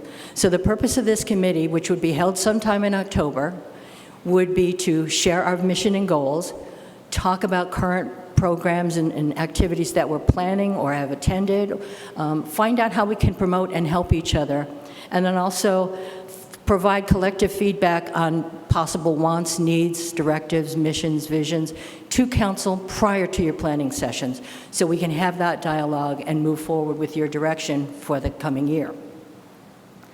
Our fourth one is to create and update a list of arts and cultural resources, events, programs, and activities in the city of Maricopa. We want this to be... I'm sorry, Peg, what was that one? To create and update a list of arts and cultural resources, events, programs, and activities in the city of Maricopa. Okay. I've started working on that. We've got several committee members that are working on that. We're not talking about taking on, as a city or a committee, an event calendar, although one is desperately needed. There are so many different sources of where people get their information, how they find out what's going on, how they choose what they attend, what they support. What we would like to do is facilitate and find those partnership opportunities to just create a list. What happens to that list from that point on, we're not in that part of the conversation yet. But we feel we can help make a start, and there's a lot of information out there. Okay? The fifth one is to provide annual feedback to City Council. You codified this when you revised the City Code. We think it's important. When I previously served on council, I was very supportive of this. You need feedback, we need feedback. You need direction, we need direction. I think it's important that as an extension of you, we come before you once a year and we tell you what we've done, what we're working on, what we'd like some direction on, what we have questions about, our successes, our failures, our shortcomings, our challenges, all that stuff. Okay? So where we feel we need staff help, we're a little bit different than age-friendly in that arts and culture hit a lot of different buttons in this city. So obviously, one things that we're working through now with our council liaisons is staff support to book reservations for our rooms, for our meetings, and give us handouts. I think we've pretty much solved that issue. It was a little touch and go there for a while. The second one is providing copies, our handouts, that kind of thing. I think we're almost at 100% to solve that one as well, so we appreciate that support. The third one relates directly to some of the things that we talked about in our goals, the arts initiative, the public art displays, that kind of thing. We need access and two-way communication with the person on staff who is the point person for those particular projects.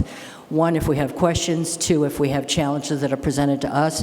And I'll use the Wild Horse Project as an example.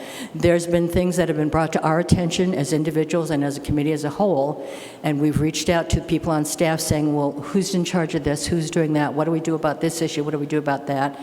It's important that we have that communication so we know, A, to give accurate information out, and B, to be able to answer those questions and address those issues.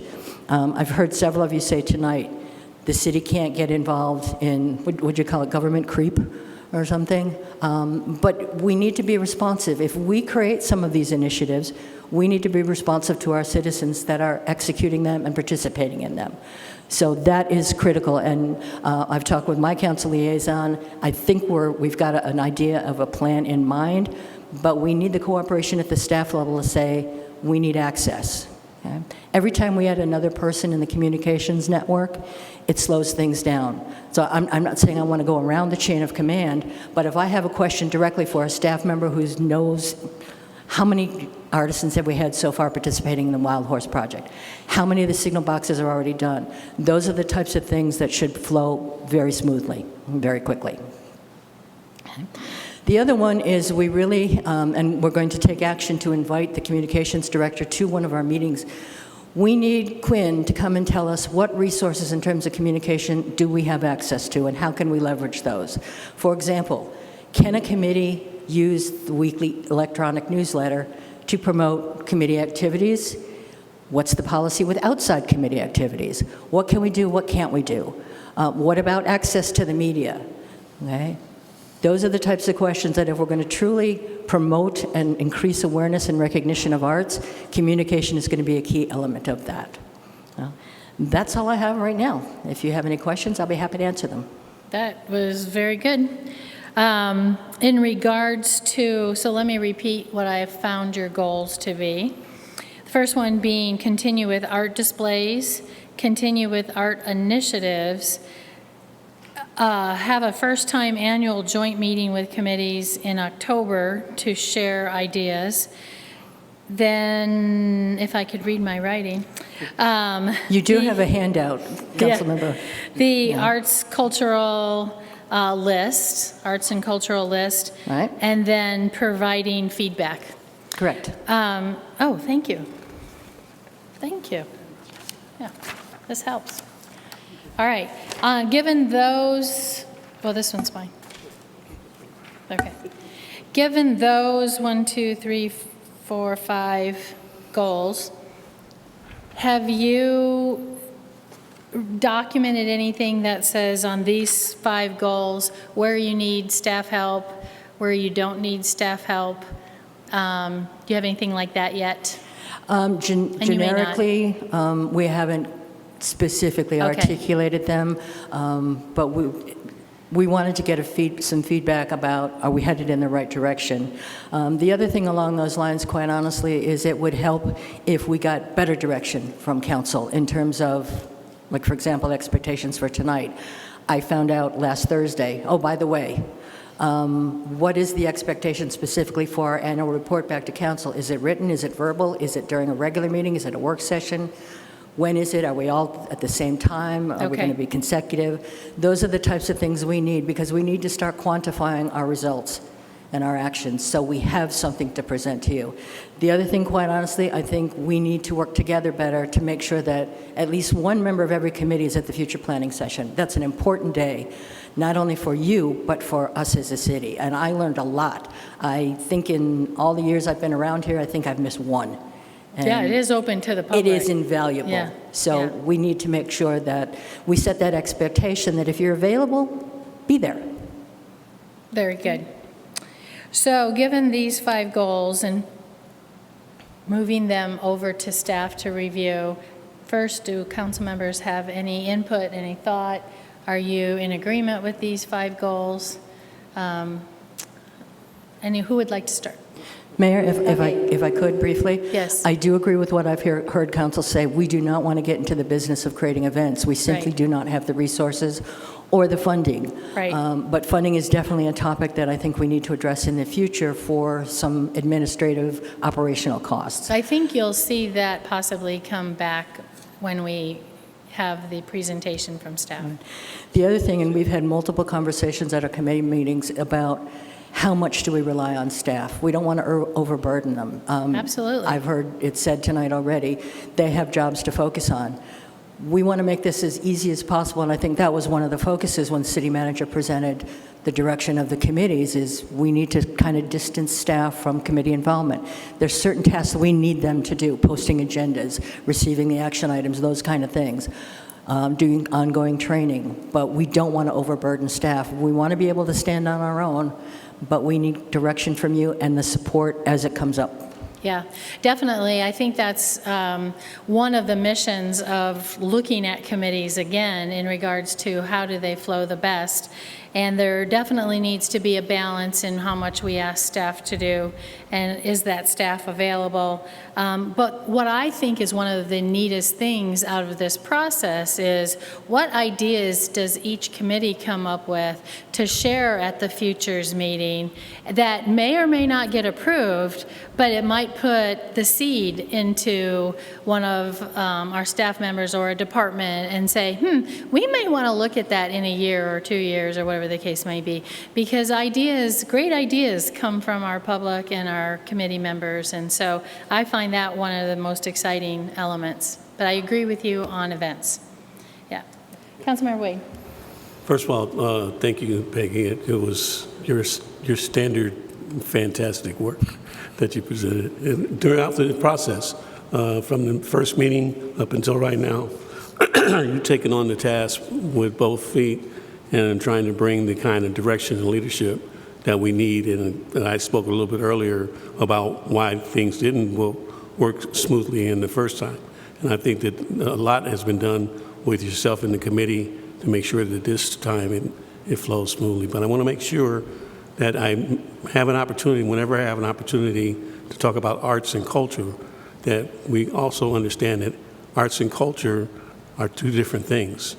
And so when you look at culture specifically, there are many organizations out there that support culture in the community, and there are many individuals who don't know the difference.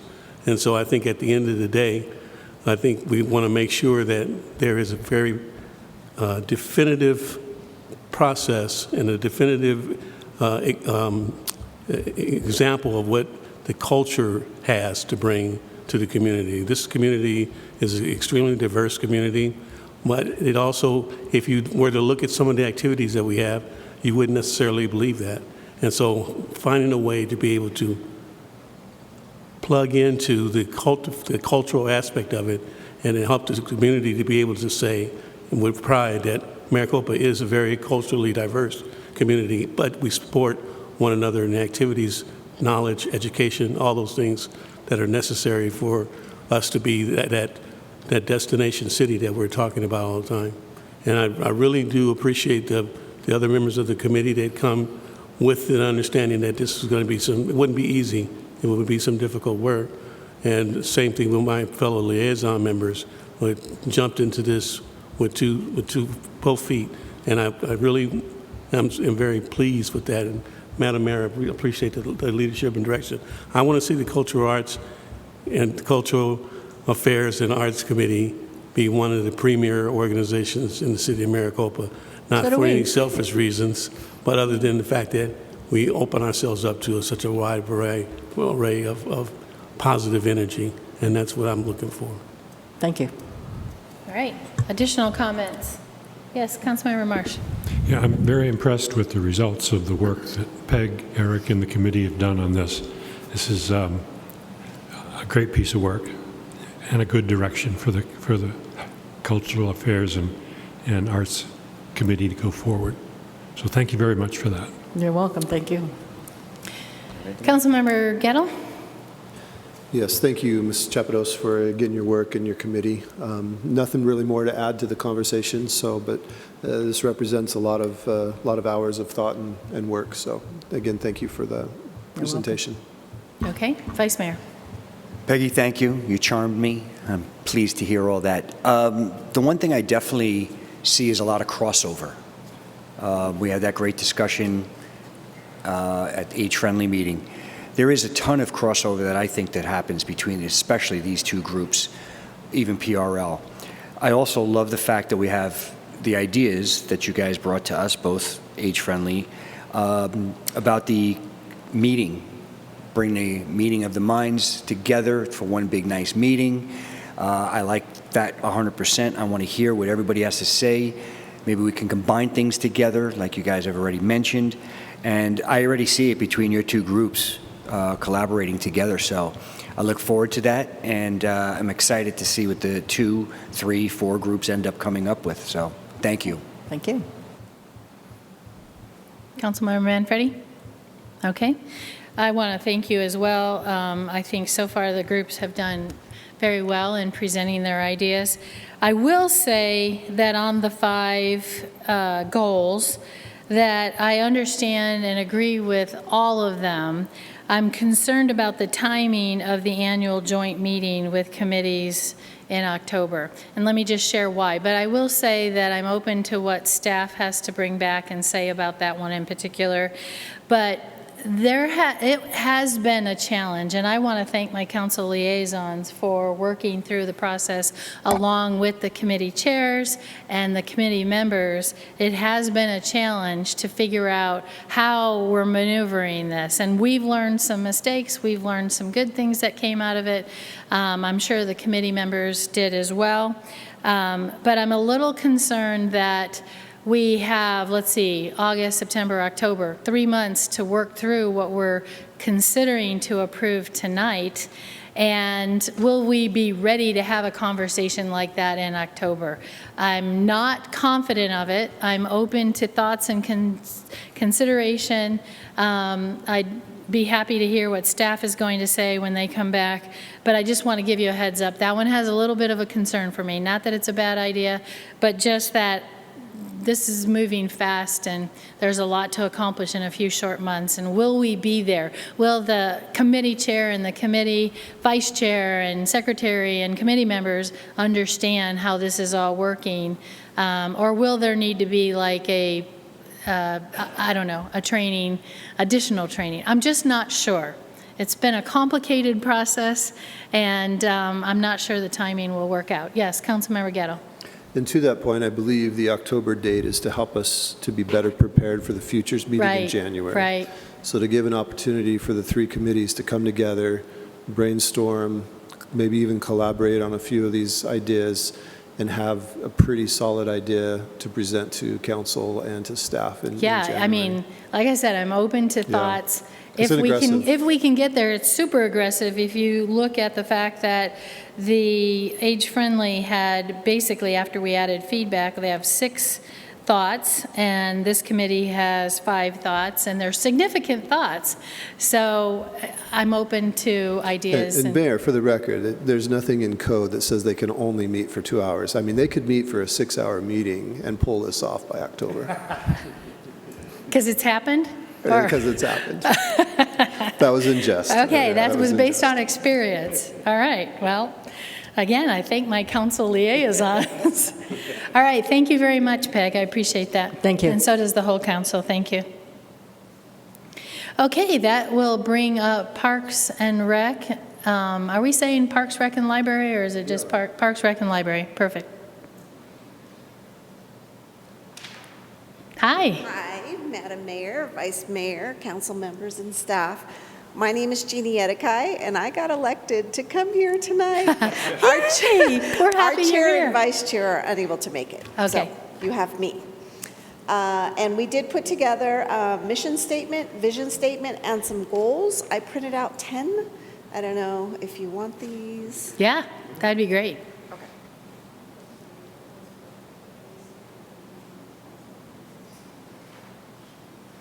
she would attend those. Okay. So the top portion is a summary or a shortened version. So you have mission statement and goals. It's very general, very shortened. Tom tells me we weren't sure what we were supposed to come up with tonight. It was kind of a short notice for him as well, so we kind of talked via email.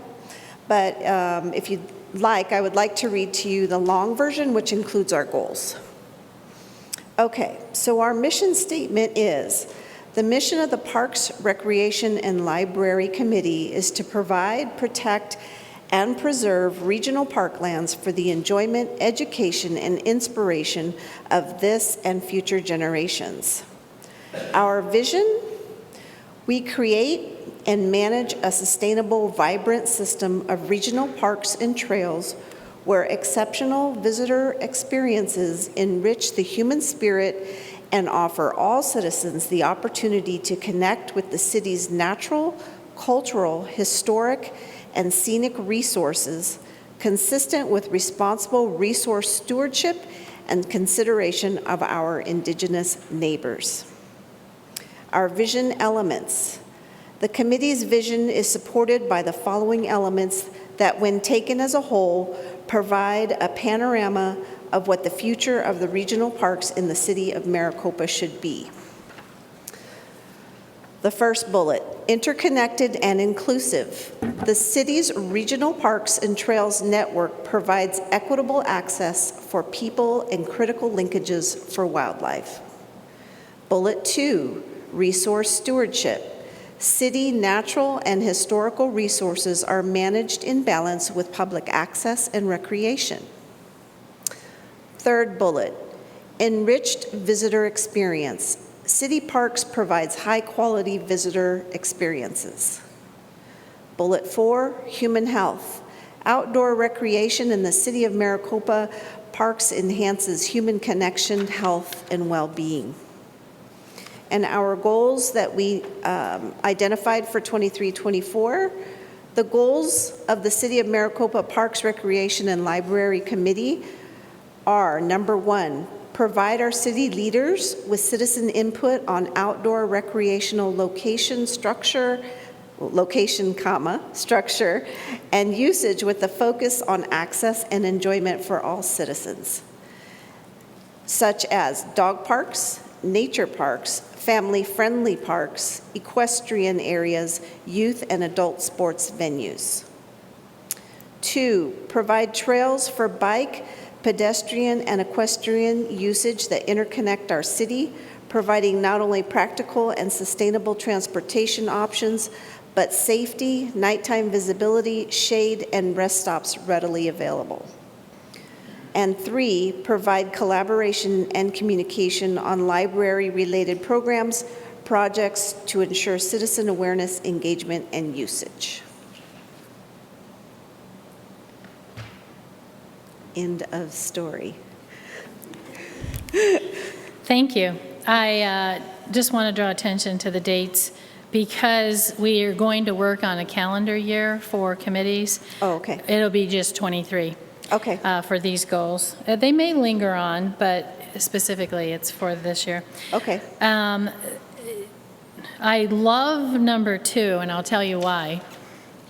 Just this morning, I sent my administrative assistant, we have a project list, and every time a council member comes up with a cool idea that we want to think about or consider, we put it on the project list. And then this project list can be available to staff to look at and say, interesting idea, and decide if they want to include it in the futures meeting. But anyway, I put the one for the trails. We have a master trails map, master plan, but I would like to see us really get heavy into, like, let's take a piece at a time and put signs up, possibly lighting, whatever. Let's really expand this to be one of the features of our city.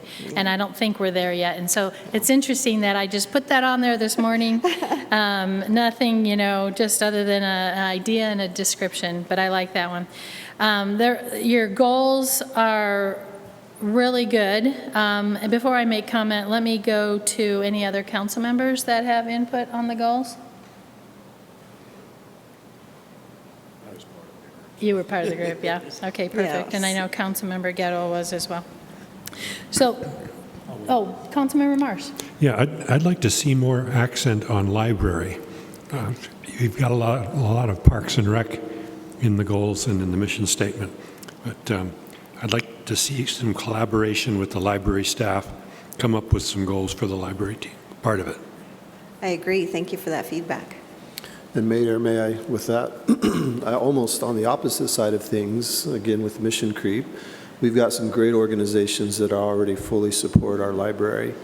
Is there a need for the city to continually be involved in that, or can we actually step back and hand that over to our groups that are already supporting the library more and focus maybe on the Parks and the Rec side of thing, dropping the libraries out of it? Yeah, I think that's a great question and a great comment. So I think looking forward again to what staff has to say about that, it will be pretty important. And so that does address item number 3 in regards to collaboration and communication. However, I do see items number 1 and 3 being exactly what I think is important for the Parks, Rec, and Library Committee, is to provide that feedback. And in my opinion, it's been a missing piece. Gathering feedback. I know that I had a discussion with city manager. Let's just use dog parks as an example. We did do a big presentation here at City Council and provided an email address for people to send back feedback. How many people that reached, I'm not sure, but I was disappointed with the amount of feedback. And so I feel like the Parks, Rec, and Library can be that conduit for Parks and Recreation especially, and I'm not confident about the library piece of it, but I'm willing to look at things. So I definitely appreciate your goals and look forward to what staff would have to bring back in regards to a proposal and their ideas in conjunction. Any additional ideas, comments, questions? Yes, Councilmember Wade.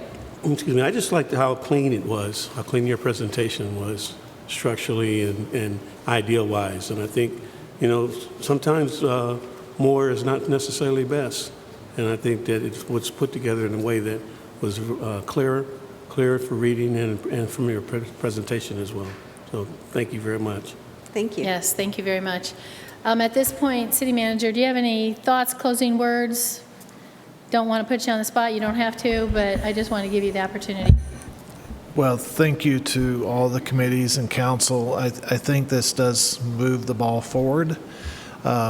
We will need some additional information as requested on what staff responses or needs are. I think we will sit down with our staff and prepare our notes and present back to you here in a week or two.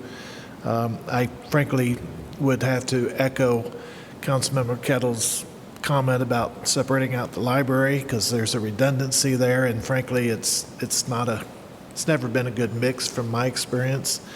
And I think the presentation was very good, but not a lot of where do you need staff's input?